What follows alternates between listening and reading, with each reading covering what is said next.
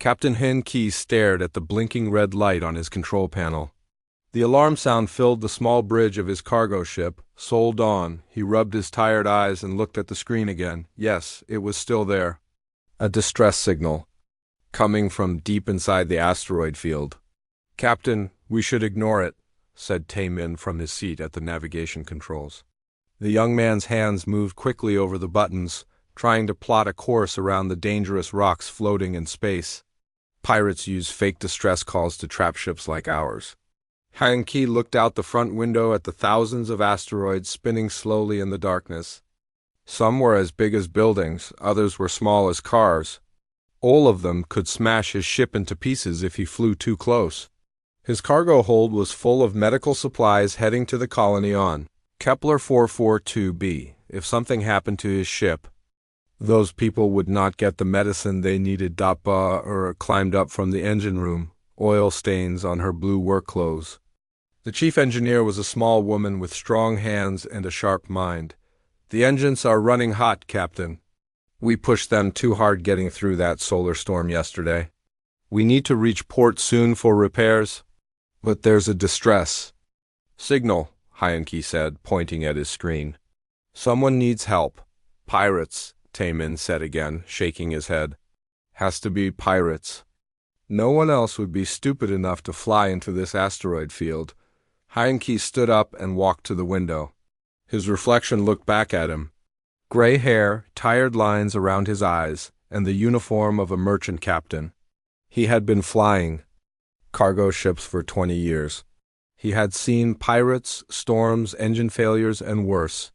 But he had also seen what happened when people ignored calls for help. "Dae-yoon," he called to the back of the bridge. "How much medical equipment do we have for emergencies?" The ship's medic looked up from her medical scanner. She was reading about the medicines they were carrying to the colony. "Enough for basic treatment, broken bones, cuts, some diseases. Nothing too serious. Good enough." Hen-Ki sat back down in his captain's chair. "Taemin, set course for that distress signal." "Captain, this is not smart," Liora said, wiping grease from her hands. "My engines need rest. If we hit an asteroid, we're all dead. If someone is really in trouble and we don't help, they're dead." Hen-Ki replied, "I'd rather risk my life helping than live knowing I let someone die." Taemin sighed, but started entering coordinates into the navigation computer. Course plotted. "It will take us 2 hours to reach the signal, and Captain, if these are pirates, I'm blaming you when they steal all our cargo." The Sol Dawn moved slowly through the asteroid field. Taemin was a good pilot. He steered the ship between the floating rocks like he was dancing. Sometimes an asteroid came so close that Hen-Ki could see the ice and metal on its surface. But they never hit anything. After 1 hour, they saw something strange. A ship was stuck between 2 large asteroids. It was not like any ship Hen-Ki had seen before. The metal looked smooth and curved, like it had been grown instead of built. Parts of it were damaged and dark. No lights showed in the windows. "That's definitely not human," Liora said, studying the ship on her scanner. "The power source is completely different from ours. And the whole design, I've never seen anything like it." "Any life signs?" Hen-Ki asked. Yun checked her medical scanner. "Yes, weak signals, but definitely alive. At least 6 or 7 beings. Their heart rates are very slow. Pirates don't usually get themselves trapped in asteroid fields," Taemin said quietly. "Maybe this is real." Hen-Ki opened the communication channel. "Unknown ship, this is Captain Hen-Ki of the merchant vessel Sol Dawn. Do you need help?" Static filled the air for several seconds. Then a voice spoke in heavily accented English. The words were clear, but the sounds were different, like the speaker had a different shaped mouth. "Sol Dawn, this is Ambassador Cathara of the Villani Confederation. Our ship is badly damaged. We have injured crew members. Please, can you help us?" "Villani," Liora whispered. "I've heard of them. They grow food for half the galaxy. Never heard of them having any military ships, though." "Can you move your ship?" Hen-Ki asked into the radio. "Negative. Main engines are offline. Life support is failing." "We have maybe 6 hours of air left." Hyanki looked at his crew. Bora was frowning at her engine readings. Taemin was calculating distances between asteroids. Dalian was preparing her medical kit. They were all scared, but they were good people. "We're coming to get you," Hyanki said. "Prepare for emergency transport." It took 3 hours to rescue all 7 Villani from their broken ship. They looked like tall rabbits that walked on 2 legs. Their fur was silver and soft, and their ears were long and pointed. They wore simple clothes that reminded Hyanki of robes worn by monks. Ambassador Cathara was the leader. She was older than the others, with white fur around her face and intelligent dark eyes. 3 of her crew were hurt badly. 1 had a broken arm. Another had burns from an electrical fire. The 3rd was unconscious from breathing bad air. Yun worked for hours in the medical bay. She used human medicines on alien bodies, guessing at the right amounts. She set the broken arm with metal splints. She treated the burns with healing gel. She gave the unconscious Villani pure oxygen until he woke up. "Your medic saved my people," Cathara told Hyanki as they sat in the ship's small dining room. "We thought we would die in that asteroid field. What happened to your ship?" Hyanki asked. Cathara's ears drooped sadly. "We were returning from peace talks with the Thoric Empire. They did not go well. Thoric raiders attacked us as we left their space. They damaged our engines and left us to die." "The Thorax are getting bolder," Bura said, bringing them hot tea. "They've been attacking merchant ships near the border colonies. My people are farmers, not fighters," Cathara explained. "We grow food, we make medicines from plants. We do not make weapons or fight wars. The Thorax know this." "They take what they want from us because we cannot stop them." The Soldan flew slowly out of the asteroid field. The Villani ship was left behind, too damaged to move. Hanki's crew shared their food and water with the refugees. They gave up their sleeping quarters so the injured Villani could rest in comfortable beds. When they reached the edge of safe space, another Villani ship was waiting. It was a peaceful transport vessel, painted with pictures of growing plants. The 7 rescued Villani prepared to leave the Soldan. "Captain," Cathara said as she stood in the airlock, "how can we repay you? You risked your ship and your crew to save strangers. No payment needed," Hyanki replied. "Neighbors help neighbors. That's what decent people do." Cathara reached into her robes and pulled out a small crystal pendant on a thin chain. The crystal was clear but seemed to glow with its own light. She placed it carefully in Hyanki's hands. "This is a memory stone," she said, her voice serious and respectful. "It is sacred to my people. It records debts of honor that must be repaid. Captain Hyanki, the Villani people will never forget what you did today. When you showed kindness even when it cost you greatly, you proved that some beings in this galaxy are still good." Hyanki looked down at the crystal. It felt warm in his hands, like it was alive. "I don't need any debt repaid. I just hope you and your people stay safe." "The memory stone will remember," Cathara said, "and so will we." The airlock closed, and the Villani transport ship disappeared into hyperspace. Hyanki put the crystal pendant in his pocket and forgot about it. He had cargo to deliver and bills to pay. The rescue had cost him fuel and time. But when he went to sleep that night, he felt good about what they had done. None of them knew that this simple act of kindness would change the galaxy forever. 15 years had passed since the rescue in the asteroid field. Captain Hyanki was now Admiral Hyanki, commanding a fleet of warships instead of a single cargo vessel. His hair had turned completely white, and new lines marked his weathered face.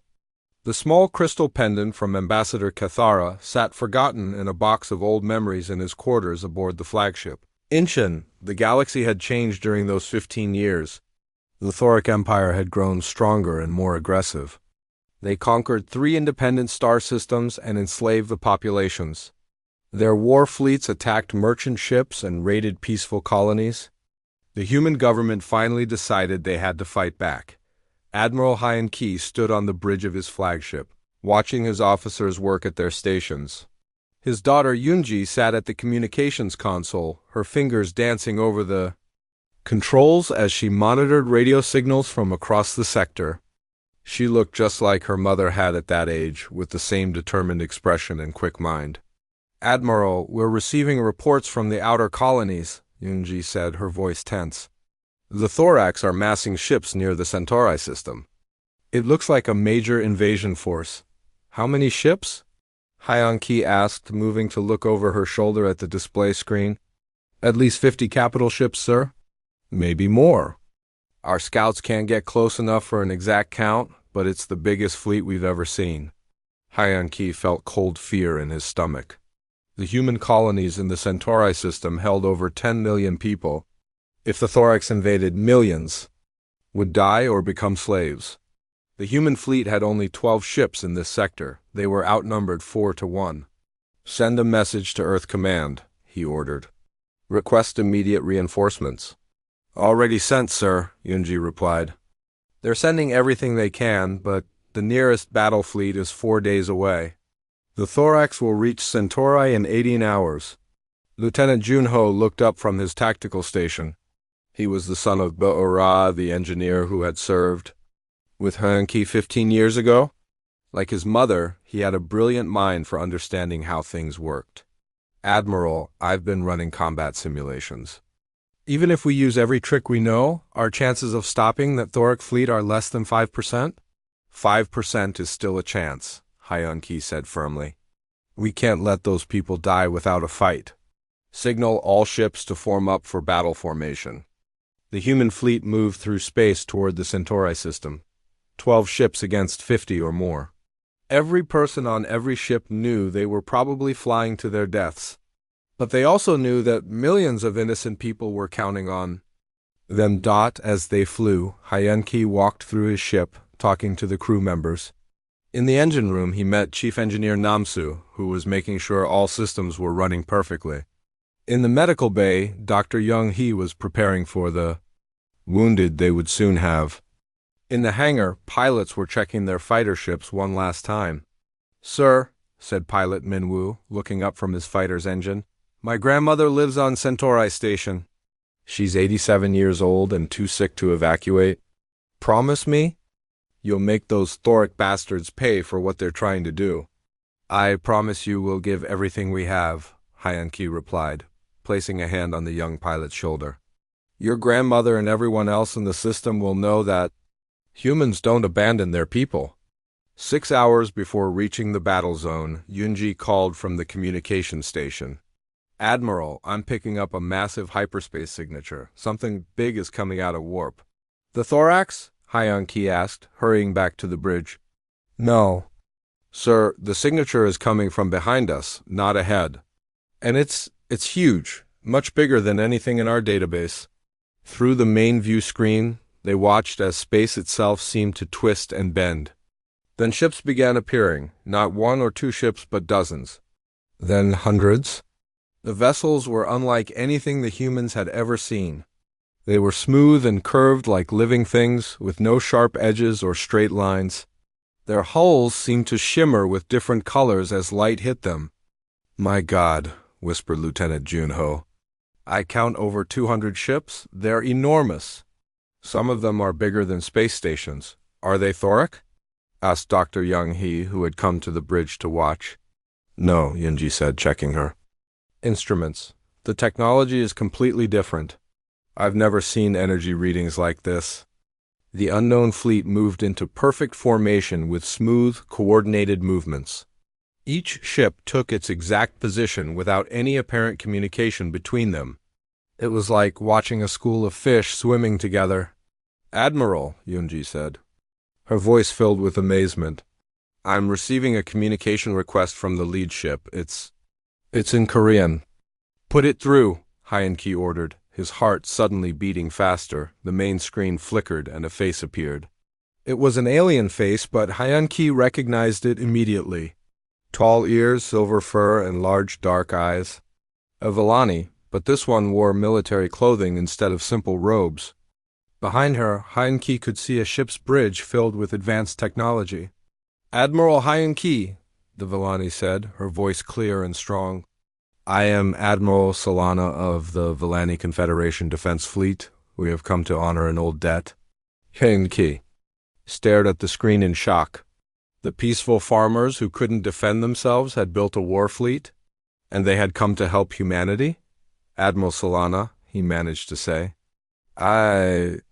We didn't know the Villani had military ships. We did not 15 years ago, Solana replied.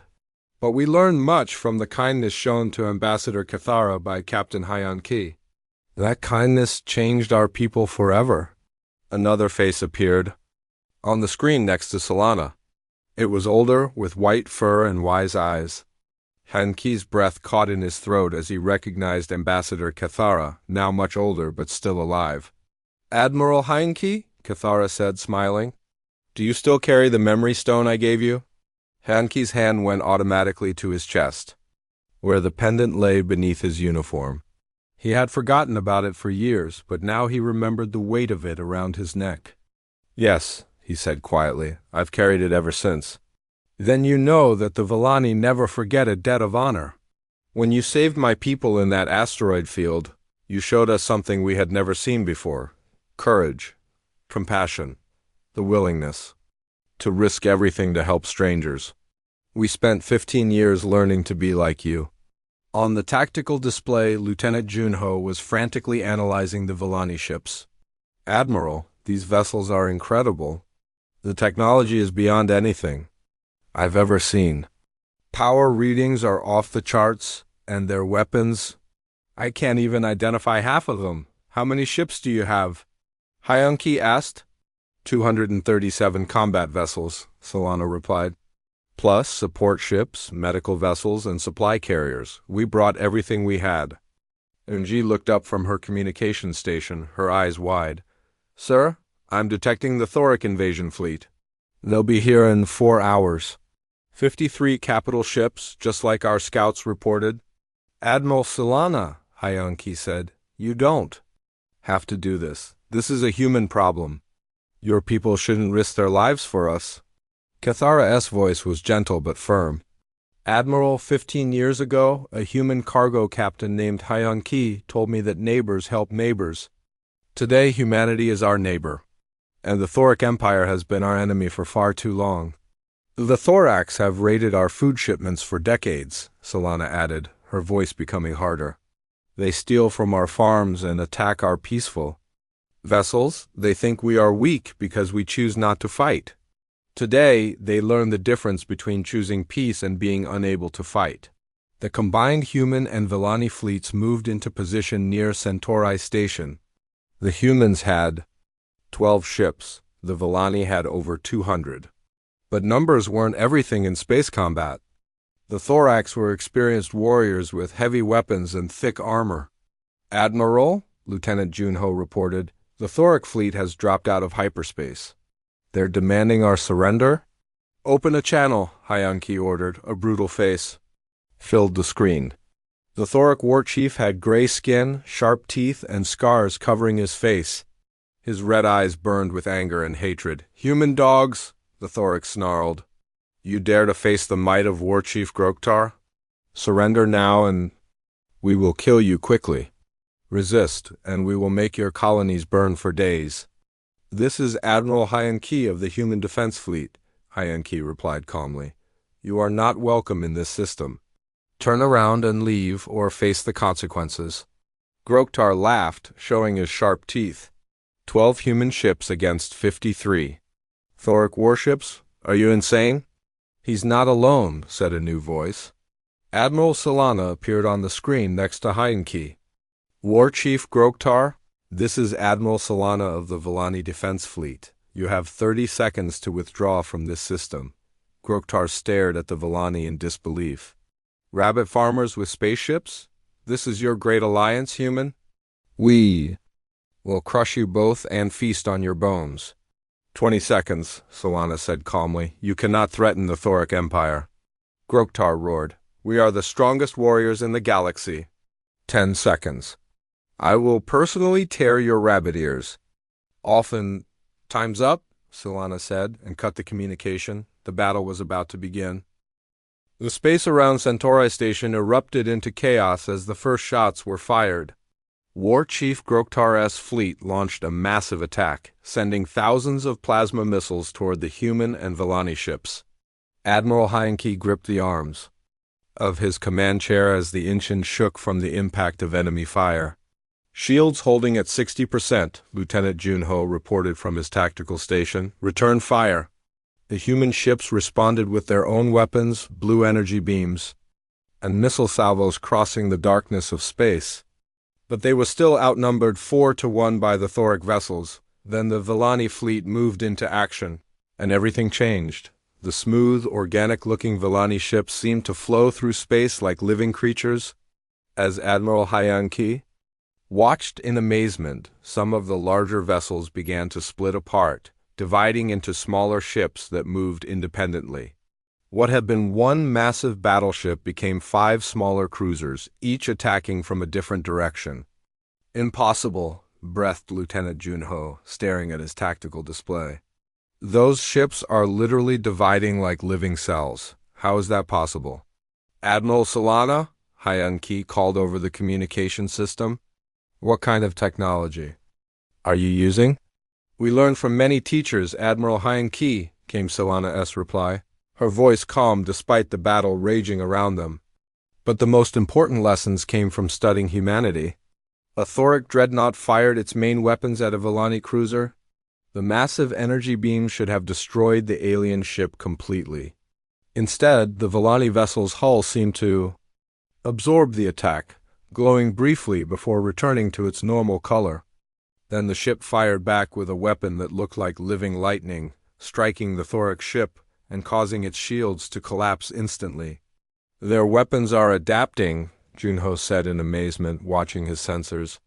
"Every time the thorax hit them, the Villani ships learn how to defend against that type of attack. And their return fire is specifically designed to counter whatever shields the thorax are using." On the main view screen, the battle looked like nothing Admiral Hyanki had ever seen. The Thoric ships fought in straight lines and predictable patterns, using tactics that had won them victories for decades. But the Villani ships moved like they were dancing, coordinating their attacks in ways that seemed almost magical. "How are they coordinating so perfectly?" Yunji wondered aloud from her communication station. "I'm not detecting any radio signals between their ships." "Because they don't need radios," said a familiar voice. Ambassador Cathara appeared on a small screen next to Yunji's station. "Admiral Hyanki, may I explain what you are seeing?" "Please do," Hyanki said, watching as 3 Villani destroyers surrounded a Thoric cruiser and attacked it from all sides simultaneously. 15 years ago, when your medic Dayun treated my injured crew members, she had to analyze our blood and brain patterns to understand how our bodies worked. We kept samples of those scans. You studied our biology?" Hyanki asked. "We studied much more than that," Cathara replied. "We discovered that humans have something my people lack. Your brains can think chaotically, unpredictably. You can change tactics in the middle of a battle based on instinct rather than logic. This makes human military strategies very effective." A Thoric battleship exploded in a brilliant flash as 4 Villani ships hit it with coordinated fire. The remaining Thoric vessels began to retreat, but the Villani ships followed them, not allowing them to escape. "So you built ships that think like humans?" Hyanki asked. "In a way, yes," Cathara said. "Our ship's computers include human neural patterns that we copied from Day's medical scans. Every Villani vessel has a piece of humanity inside it, allowing us to fight with human intuition combined with Villani precision." Admiral Hyanki stared at the screen in shock. The Villani had not just built a fleet. They had created ships that could think and adapt like humans, but with the coordination and efficiency that only the Villani possessed. "But that's not all we learned from you," Cathara continued. "We also learned about human courage, compassion, and most importantly, the human ability to show mercy to defeated enemies." On the tactical display, the battle was clearly turning in favor of the combined human-Villani fleet. Half of the Thoric ships had been destroyed or disabled. War Chief Groktar's flagship was surrounded by a dozen Villani vessels, its weapons offline and engines dead. All Thoric vessels, this is Admiral Solana, came the broadcast over all communication channels. You are defeated. Surrender immediately and prepare to be boarded. Never, Groktar's voice roared back. Thorax do not surrender to rabbit farmers. And human weaklings. Then you will be destroyed, Solana replied simply, but instead of destroying the helpless Thoric ships, something unexpected happened. The Villani vessels fired special weapons that seemed to wrap around the enemy ships like glowing nets. The Thoric vessels were completely disabled but not destroyed. Capture nets, Lieutenant Junho reported, amazement in his voice. They're taking the Thoric ships prisoner instead of destroying them. Admiral Heinke smiled as he began to understand. This was the human influence Cathara had mentioned. Humans were often willing to spare defeated enemies, something that was rare in galactic warfare. Within an hour, the battle was over. The entire Thoric invasion fleet had been either captured or forced to surrender. Not a single Villani ship had been lost, and only 2 human vessels had suffered significant damage. The Centauri colonies were safe. War Chief Groktar was brought aboard the Ancient in chains, his scarred face twisted with rage and confusion. "This is impossible," he snarled at Admiral Heinke. "The Thoric Empire has the strongest fleet in the galaxy. How did you defeat us so easily?" "We had good friends," Heinke replied simply. "Rabbit farmers," Groktar spat. "They grow vegetables. They don't fight wars." "They learned," said Admiral Solana, entering the room with Ambassador Cathara. "We learn from the best teachers in the galaxy. We learn from humans." Groktar stared at the 2 Villani in disbelief. "Impossible. Humans are weak. They show mercy to enemies. They waste resource helping strangers. These are not the qualities of warriors." "No," Cathara said softly. "They are the qualities of something much more powerful than warriors. They are the qualities of people who build civilizations instead of destroying them." Over the next few hours, the full scope of the Villani transformation became clear. They had spent 15 years preparing for this moment. Using the wealth from their agricultural exports, they had purchased advanced technology from across the galaxy. They had hired the best military advisors and engineers. Most importantly, they had studied human biology, psychology, and military tactics. "We built our ships using biotechnology," Admiral Solana explained as she gave Admiral Heinke a tour of her flagship. "Living metal that can repair itself during battle. Organic computers that learn and adapt. Weapons that change their properties based on what they're fighting." The Villani ship was like nothing Heinke had ever seen. The walls seemed to pulse gently as if they were alive. The computers responded to touch like they were pets being petted. Even the air felt different, cleaner, and more alive than the recycled atmosphere on human ships. "But the most important innovation," Solana continued, "was incorporating human neural patterns into our ship systems. Every major decision our ships make is filtered through simulated human thought processes. This gives us the ability to be unpredictable in battle, something that has won humans many victories against superior enemies." In the ship's medical bay, Heinke met Dr. Yanara, a Villani scientist who had spent years studying the blood samples Dayun had taken 15 years ago. "Human genetics are fascinating," she said, her large eyes bright with excitement. "Your species has survived on a dangerous planet by being adaptable and creative. We incorporated those survival traits into our ship systems." "You turned our biology into military technology?" Heinke asked. "We turned your humanity into a weapon against those who would destroy humanity," Yanara replied. "When someone shows kindness to strangers, as you did for Ambassador Cathara, they deserve to be protected." The news of the Thoric defeat spread quickly through the galaxy. For the first time in decades, the unstoppable Thoric Empire had been completely defeated by a much smaller force. But even more shocking was what happened next. Instead of executing the captured Thoric warriors or enslaving them, the Villani offered them terms of surrender. The Thoric worlds could join a new alliance based on trade and cooperation instead of conquest and slavery. In exchange, the Villani would provide agricultural technology to help feed the overpopulated Thoric homeworlds. "You're offering to help Them? Groktar asked in disbelief when the terms were presented to him. We came here to destroy your colonies and enslave your people. Why would you help us? Because, Ambassador Cathara replied, we learned from humans that the strongest victory is turning an enemy into a friend. Most of the Thoric commanders accepted the offer. A few refused and were sent to prison colonies where they would work on farms instead of fighting wars. But the majority chose to end their empire's aggressive expansion in exchange for the technology they needed to feed their people. Standing on the bridge of his flagship, Admiral Hyanki looked out at the combined fleet of human, Villani, and former Thoric ships. In his hand he held the memory. 3 days after the battle at Centauri Station, Admiral Hyanki found himself aboard the Villani flagship studying technology that seemed impossible. The bioships were fascinating and terrifying at the same time. Walls that could heal themselves when damaged. Computers that seemed to think and feel. Weapons that learned from every battle they fought. Lieutenant Junho had not slept since the battle ended. As the fleet's chief technology officer, he was trying to understand how the Villani ships worked. His mother, Bora, had taught him that every machine had rules it followed. But these Villani ships seemed to break every rule he knew.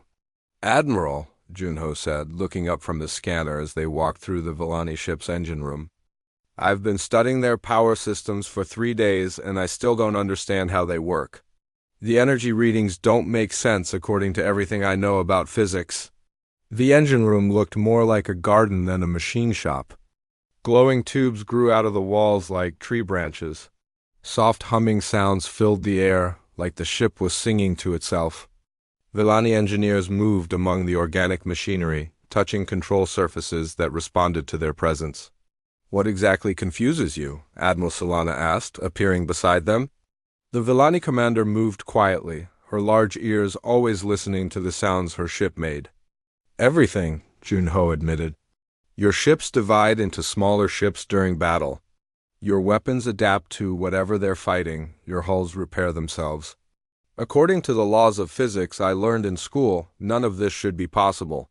The laws of physics haven't changed, Solana replied with a smile, but we learned to use them in new ways. Would you like to see how? She led them deeper into the ship, to a section that was restricted to Villani crew only. The walls here were different, more obviously alive. They pulsed with a gentle rhythm, like a heartbeat. Strange patterns of light moved through the organic circuits, carrying information in ways that human technology could not match. This is the neural core, Solana explained. The brain of our ship? Every decision, every adaptation, every tactical choice comes from here. Junho held up his scanner and started taking readings. What he saw on the display made him step backward. In shock, Admiral Hyanki, you need to see this. Hyanki looked at the scanner display. The readings showed biological patterns that looked familiar, but he couldn't place where he had seen them before. These neural patterns, Junho said, his voice barely a whisper. They're not Villani. No, Solana agreed. They're not. Then what are they? Hyanki asked. Before Solana could answer, Ambassador Cathara entered the neural core chamber. She moved slowly now, her age showing in every step. But her eyes were still bright with intelligence. They are human, Cathara said simply. The words hung in the air like a physical presence. Junho stared at his scanner, then at the pulsing walls around them. Human? How is that possible? 15 years ago, when your medic Dayun treated my injured crew members, she had to understand how our bodies worked, Cathara explained. She took blood samples, brain scans, and neural activity readings. Standard medical procedure for treating an unknown alien species. Yes, Hyanki said, remembering. She saved your people's lives. But we also saved samples of her scans. Cathara continued. Not just scans of my people, but scans of Dayun herself. Her brain patterns, her blood chemistry, her neural responses. We needed to understand human biology to make sure the treatment she gave us was safe. Junho's scanner was showing more detailed readings now. The biological patterns in the ship's neural core were definitely human. but they were mixed with something else, something more complex. You copied human brain patterns, Hyanki said, understanding beginning to dawn on him. More than that, Solana said. We analyzed them, learned from them, and integrated them into our biotechnology. Every ship in our fleet carries human neural patterns in its core systems. But why? Junho asked. Your people are highly intelligent. Why would you need human thought patterns? Cathara moved to one of the pulsing walls and placed her hand on it. The patterns of light moving through the organic circuits changed slightly, responding to her touch. Because humans think differently than any other species we have studied, she said. Most intelligent beings, including my people, think logically. We analyze a situation, consider the options, and choose the most efficient solution. This makes us excellent at planning an organization. But humans don't always think logically, Solana added. Your species can make intuitive leaps, creative connections, and unpredictable decisions. In a battle situation, this makes human tactics very difficult for enemies to counter. Hyanki walked closer to the pulsing walls, studying the patterns of light. So you built ships that think like humans? We built ships that think like humans and Villani working together, Cathara corrected. Human creativity and unpredictability combined with Villani precision and coordination. The result is technology that can adapt to any situation. But there's more, Solana said, her voice becoming serious. The human neural patterns we use aren't just copies from medical scans. They're enhanced versions modified to work with our biotechnology. Junho's scanner started beeping rapidly. Admiral, I'm detecting something else in these patterns. They're not just human thoughts. They're specific human thoughts. These neural patterns have memories, experiences, even personality traits.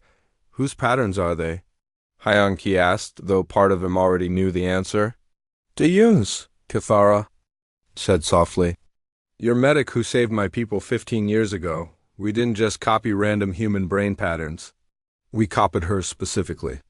The implications of this hit Admiral Hyanki like a physical blow. Every Villani ship in the fleet carried a piece of Dayun's mind within it. Her memories, her medical knowledge, her compassion for helping injured people. All of it had been integrated into living ships that could think and adapt. Is Dayun aware of this? Hyanki asked. Not in the way you might think, Solana replied. The patterns we use are not conscious copies of her mind. They're more like ... echoes, reflexes, and thought patterns that help our ships make human-like decisions without actual human consciousness. But they do carry her medical knowledge, Cathara added. Every Villani ship can perform emergency medical treatment using Dayun's expertise. Her knowledge of how to help injured people is built into our technology.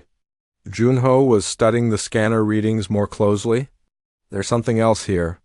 The human patterns aren't the only biological signatures I'm detecting. There are traces of other species too. Yes, Solana confirmed. Over the past 15 years, we studied the biology and psychology of every species we encountered. Thoric aggression patterns to understand how to defeat them.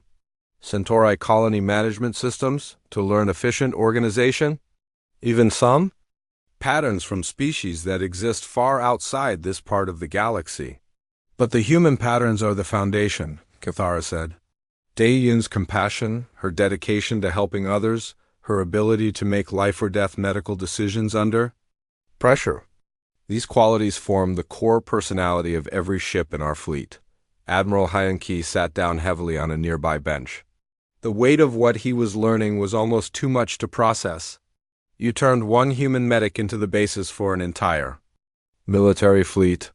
We turned human kindness into a weapon that could protect the innocent, Cathara corrected gently. When Dayun risked her life to save strangers, she proved that some people in this galaxy are worth protecting. We made sure that her spirit of compassion would live forever. Does she know? Hyanki asked again. Dayun retired from space travel? 7 years ago, Solana said. She runs a medical clinic on Earth, treating refugees from the border wars. We sent her a message explaining what we had learned from her and asking permission to continue using her neural patterns. What did? She say Silana smiled. She said that if her memories could help save lives and protect people, we were welcome to use them. But she also said something else. What?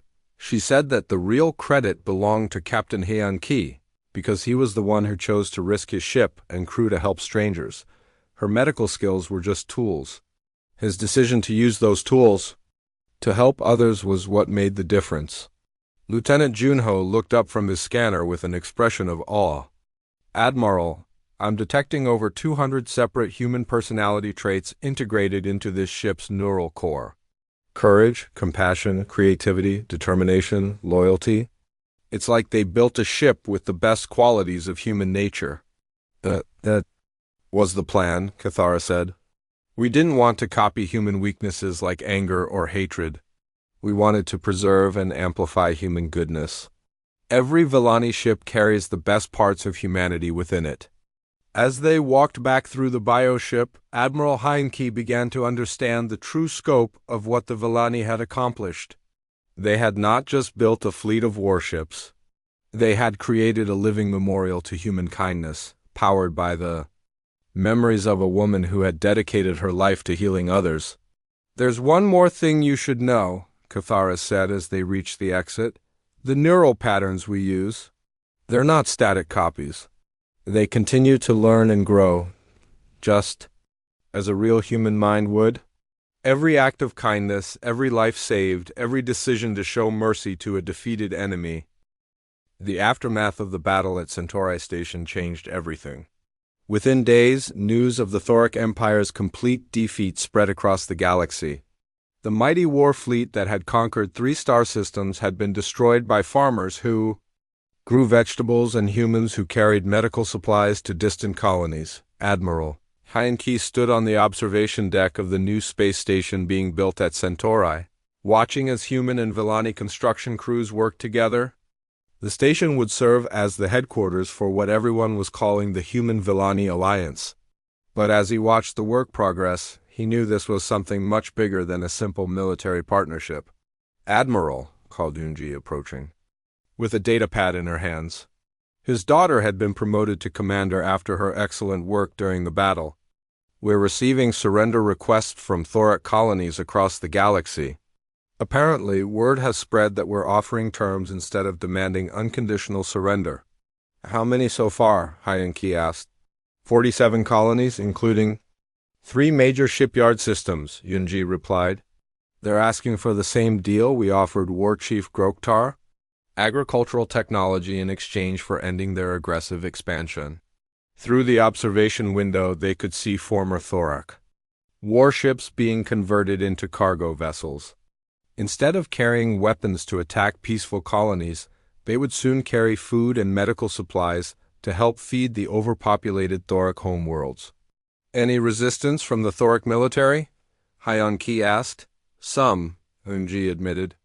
About 20% of their war chiefs are refusing the surrender terms. They're calling it shameful weakness to accept help from prey species, but the majority of Thoric civilians are supporting the peace agreement.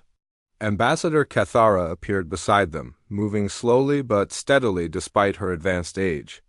She had insisted on staying involved in all the peace negotiations, saying that building lasting alliances required patience and wisdom. The Thoric people are hungry, she said, overhearing their conversation. They have been fighting wars for so long that they forgot how to grow their own food efficiently. Their leaders promised them wealth from conquest, but all they got was endless battles and empty stomachs. And now, Heian-Ki asked. Now they see another way, Cathara replied. The Villani agricultural techniques can increase crop yields by 300% on most Thoric worlds. In 5 years, they will produce more food than they ever captured. Through warfare, a new voice joined the conversation, and their children will grow up learning to build things instead of destroy them. Dr. Young-Hee had arrived with the latest medical reports. She had been working with Villani medical teams to establish healing centers on former Thoric worlds. How are the medical missions going? Heian-Ki asked. Better than expected, Young-Hee replied with a smile. The Thoric people were amazed when our medical team started treating their injured without asking for payment. Some of their children have never seen adults work together peacefully. They're calling our medics miracle workers because we heal enemies as well as friends. This was the most shocking aspect of the new alliance. Instead of punishing the defeated thorax, the humans in Villani were actively helping them. Medical teams treated thorax wounded. Agricultural specialists taught thorax farmers new techniques. Engineers helped convert thorax war factories into manufacturing centers for peaceful goods. It's working exactly like Dayun's neural patterns predicted it would, said Admiral Solana, joining their group on the observation deck. Show kindness to enemies and some of them become friends? Show cruelty and all of them remain enemies forever. Lieutenant Junho arrived with his latest technology reports. The young engineer had been working with Villani scientists to understand their bioship technology. Admiral, I have the analysis you requested on the Villani neural integration systems. What did you find? Hyan-Ki asked. The human personality patterns aren't just helping their ships think tactically, Junho explained. They're also making the ships more emotionally intelligent. The bioships actually care about protecting innocent people. It's not just programming, it's genuine concern for others. Can you give me an example? Hyan-Ki asked. Yesterday, one of the Villani medical ships detected a small thorax civilian transport with engine problems. The transport was carrying sick children to a hospital. Without any orders from command, the medical ship immediately changed course to help them. When I asked the ship's AI why it made that decision, it said the children reminded it of patience. Dayun used to treat. Admiral Hyan-Ki felt a chill run down his spine. The bioships weren't just using human neural patterns for tactical advantage. They were actually developing human-like compassion and empathy. The ships are becoming more human every day, Solana confirmed. Every act of kindness they perform, every life they save, every moment of mercy they show, it all gets integrated into their neural patterns. They're learning to be better than they were designed to be. Over the following months, the alliance grew stronger and more complex. Human engineers learned Villani biotechnology principles. Villani scientists studied human medical techniques. Former thorax warriors became farmers and builders. The three species began working together in ways that none of them had imagined possible. Admiral Hyan-Ki, now in his late 60s, found himself commanding not just a fleet but an entire civilization. The new alliance had grown to include dozens of species and hundreds of colonies. Trade routes that had been closed for decades were reopening.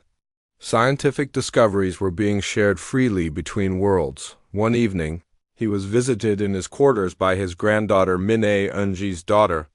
The young woman had just graduated from the New Alliance Academy, where humans, Villani, and reformed thorax learned together. Grandfather, Minei said, settling into a chair across from his desk. I've been assigned to the new bioship Harmony. I'll be working as a cultural liaison between the human crew and the Villani biosystems. How do you feel about working on a ship that thinks partly like a human? Hyan-Ki asked. Excited, Minei replied honestly. During my training, I got to interact with the ship's AI systems. They're not just intelligent machines, they're like digital souls. They care about people. They want to help and protect and heal. She paused, looking out the window at the stars. Grandfather, do you ever think about what would have happened if you hadn't stopped to help that Villani ship 15 years ago? Hyan-Ki followed her gaze to the stars, thinking about the question. Every day, he admitted. The Thoric Empire would probably have conquered most of the independent colonies by now. Millions of people would be dead or enslaved. The Villani would still be defenseless farmers getting raided by anyone with weapons. And now? Now we have the strongest alliance in the galaxy, Hyan-Ki replied. Not because we're the best warriors, but because we're willing to help each other. Minei pulled out a small crystal pendant identical to the one Cathara had given Hyan-Ki 15 years ago. Ambassador Cathara gave me this when I graduated. She said it represents the new generation of the alliance. Humans, Villani, and reformed thorax all working together. What did she tell you about it? She said that the first memory stone recorded a debt that needed to be repaid.